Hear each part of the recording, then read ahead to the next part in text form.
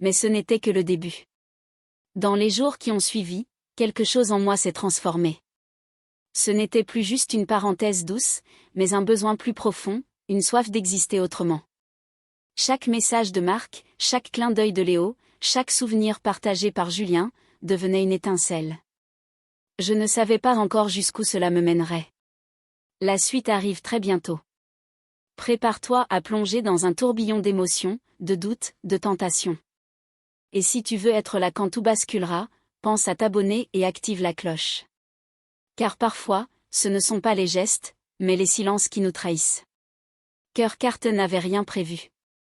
Quand mon mari est parti pour un congrès à Lyon, je voulais seulement une soirée calme, un bon livre et une tisane. Mais ce soir-là, tout a changé. C'était un après-midi d'octobre. Le ciel était bas, chargé de nuages lourds et d'une lumière dorée presque mystique. La pluie tombait en fines lignes silencieuses sur les vitres. Les enfants étaient chez leur tante pour le week-end. La maison était calme, presque trop. Je m'étais enveloppée dans un gilet doux, assise près de la fenêtre, une tasse chaude entre les mains, quand mon téléphone a vibré. Un message de Marc, on est dans le coin. Ça te dirait qu'on passe ? Avec lui, il y avait Julien et Léo, des amis d'université de mon mari. Je n'avais pas vraiment envie de parler, mais j'ai répondu oui. Je pensais que quelques sourires me feraient du bien. Ils sont arrivés avec des viennoiseries et un bouquet de fleurs sauvages. L'air était léger, complice. On s'est installé dans le salon. J'ai servi du vin blanc, des petits fromages et des fruits. Ça a commencé comme une simple visite entre amis. Mais très vite, j'ai senti que quelque chose vibrait différemment. Leur façon de me regarder, d'écouter mes mots, de rire à mes anecdotes. Je ne me sentais plus invisible. Je me sentais femme. Marc parlait de ses voyages. Julien racontait une anecdote drôle au bureau, et Léo me posait des questions sur mes passions, sur ce qui me faisait vraiment vibrer. Ce n'était pas de la séduction frontale, c'était pire, une attention sincère, une chaleur lente et dévorante, et moi, je me laissais prendre au jeu. Ce soir-là, rien de physique ne s'est passé, mais quelque chose s'est déclenché en moi. Un frisson que je n'avais pas ressenti depuis longtemps, une porte que j'avais laissée entr'ouverte, et je savais que dès cet instant, je ne pourrais plus la refermer aussi facilement. Le lendemain matin, je me suis réveillée avec le souvenir de leur voix encore flottant dans l'air. La maison était silencieuse, mais en moi, tout bourdonnait. Le message de Marc est arrivé avant même que je termine mon café. Merci pour hier soir. Tu étais rayonnante. Un frisson m'a parcouru. Vers midi, Léo m'a proposé une promenade dans le vieux quartier. J'ai hésité, mais j'ai dit oui. Il m'attendait près de la fontaine avec un sourire calme et sûr de lui. On a marché lentement, les pas en rythme, sans se presser. Il m'a parlé de ses lectures, de ses projets artistiques, et soudain, il m'a demandé « Et toi, qu'est-ce que tu désires vraiment au fond ?» Cette question m'a clouée sur place. Personne ne me l'avait posée ainsi depuis des années.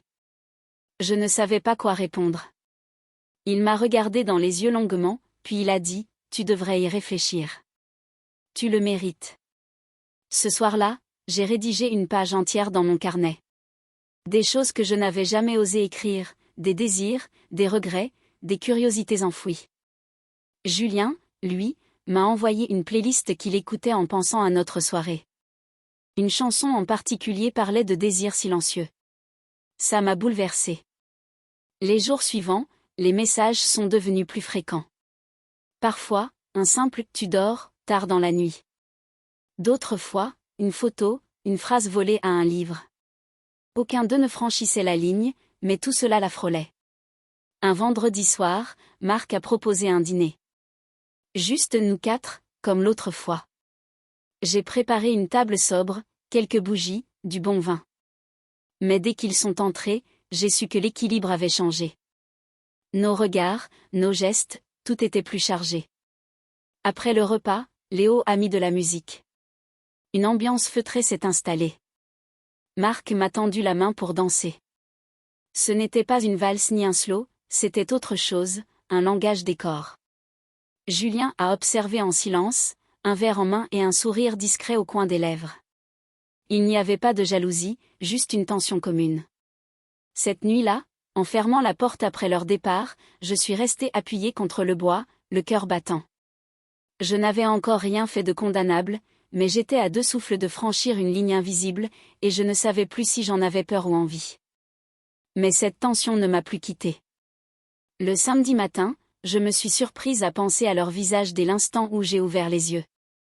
Mon mari n'était censé revenir que dans 2 jours, et ce temps, au lieu d'être un vide tranquille, était devenu un terrain dangereux et délicieux. Je me suis préparée lentement, comme si chaque geste devait être calculé. J'ai choisi une robe fluide, couleur crème, simple mais douce sur la peau, et je me suis surprise à vouloir plaire point pas à tout prix, mais pour me sentir désirable, pour moi, pour eux. Dans l'après-midi, Julien m'a proposé un café dans une petite librairie salon de thé qu'il aimait beaucoup. L'endroit était feutré, entre bois ancien et murs tapissés de livres, et l'odeur du papier mêlé au café frais m'a mise à l'aise. Il m'a parlé de photographie, de lumière, de cadrage. Il disait que certaines silhouettes parlaient d'elles-mêmes sans mots, et il a ajouté, « Comme toi ce soir-là, tu n'avais rien à dire, tout était déjà là. » Je n'ai pas su quoi répondre. Mes joues ont rougi, mais à l'intérieur, une fierté étrange est montée. J'ai bu une gorgée de thé brûlant, et j'ai eu envie de l'embrasser. Ce n'était pas de l'amour, c'était de la reconnaissance, une envie urgente d'exister à travers ses yeux. Nous sommes sortis et avons marché jusqu'au square. Là, il s'est arrêté.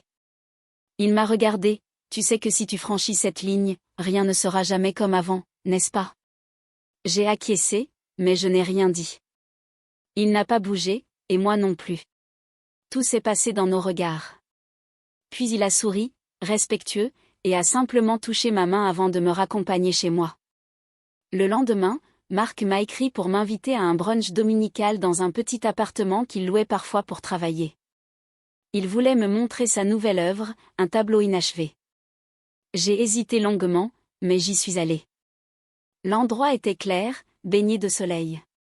Une toile immense trônait au centre de la pièce. Elle représentait une silhouette féminine, indistincte, presque en mouvement. Il m'a dit, c'est ce que je vois quand je pense à toi. Quelque chose d'insaisissable, mais de magnétique.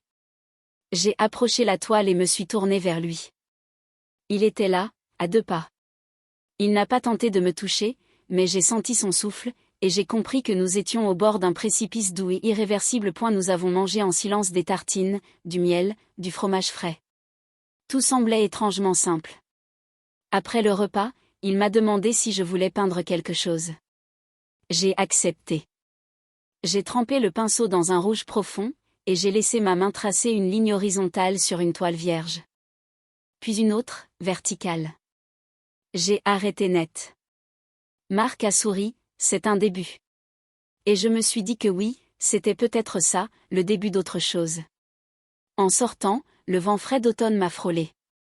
J'ai marché lentement, le cœur trop plein pour penser. Je ne savais plus qui j'étais devenue ces derniers jours, mais je savais que je ne voulais plus revenir en arrière. La suite arrive très bientôt, et crois-moi, plus rien ne sera jamais comme avant. Laisse un j'aime, abonne-toi, et prépare-toi à ressentir chaque battement, chaque regard, chaque silence comme s'ils étaient les tiens. Ah,